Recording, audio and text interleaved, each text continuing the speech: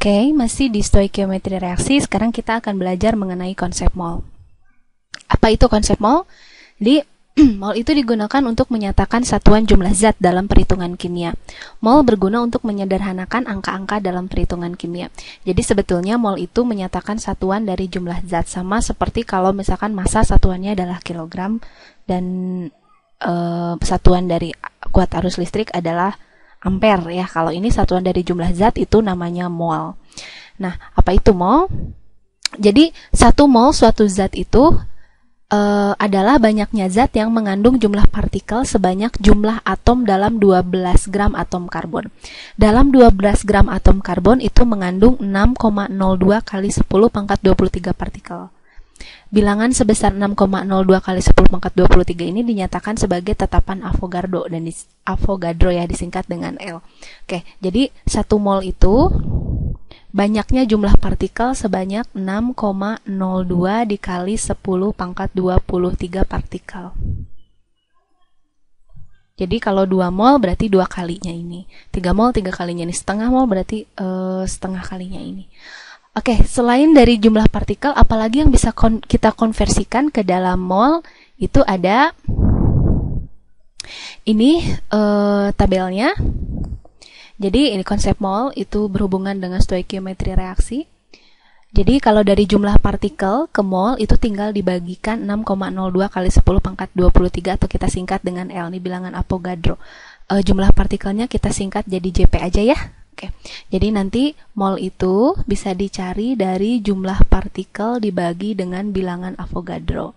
Atau kalau diketahuinya massa, maka mol itu adalah massa dibagi AR atau MR-nya. Kan kita sudah mempelajari AR atau MR di pokok bahasan sebelumnya. Oke, jadi mol itu sama dengan massa, atau biasanya kakak gunakan di sini lambangnya G saja ya. Kurang bagus. Oke. Massa itu kakak kasih di sini lambangnya G saja ya, biar nanti seterusnya kalian tahu kalau G itu adalah massa, karena satuan massa dalam kimia itu gram, satuannya bukan kilogram. Ini nanti gram per AR atau MR-nya. AR atau MR. Tahu bisa dihitung juga kalau diketahuinya itu volume gas pada keadaan STP. STP itu pada keadaan 0 derajat Celcius 1 atmosfer. Itu mol sama dengan volume dibagi 22,4.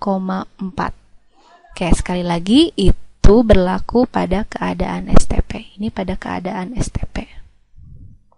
0 derajat Celcius 1 atmosfer. Tapi kalau tidak pada keadaan STP, jadi selain 0 derajat Celcius 1 atmosfer, maka berlaku hukum ini. Jadi mol itu sama dengan berlaku hukum gas ideal ya. P dikali V sama dengan N dikali R dikali T. P-nya ini adalah tekanan. Ini untuk non-STP. V-nya ini adalah volume. N-nya ini adalah mol. R-nya ini tetapan gas besarnya 0,082. Dan T-nya ini adalah suhu dalam Kelvin. Oke, kita lihat. Jadi kalau misalkan tidak dalam keadaan STP, maka mol itu sama dengan P kali V per R kali T. Jadi nanti sama dengan P kali V per R kali T. Oke, ini tentang mol. Jadi sekali lagi, mol itu tergantung nanti yang diketahuinya apa, sama dengan jumlah partikel per bilangan Avogadro, atau gram dibagi AR atau MR-nya, atau volume dibagi 22,4, atau ini pada keadaan STP. Kalau pada keadaan non-STP maka gunakan hukum gas ideal. VV sama dengan nRT. Jadi mol itu sama dengan P dikali V dibagi R kali T. Kita coba ke contoh soal ya. Oke. Contoh soal pertama, hubungan mol dengan jumlah partikel.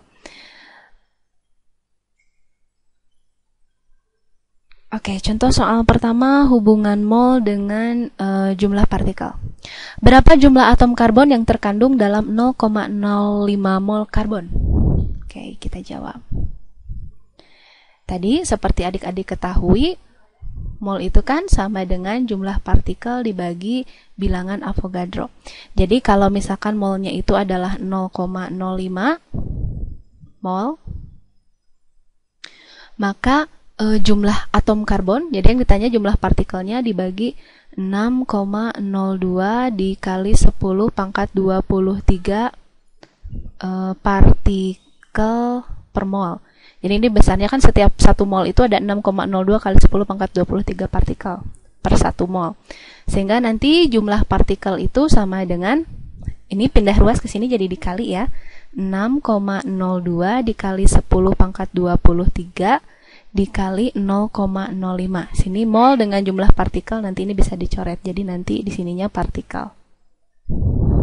Oke, 6,02 kali 0,05 itu setengahnya 3,01 dikali 10 pangkat 22 partikel. Dalam hal ini karena karbon itu unsur ya, bagian terkecilnya adalah atom. Jadi 3,01 kali 10 pangkat 22 atom. Oke, itu untuk soal yang A. Sekarang kita coba soal yang B.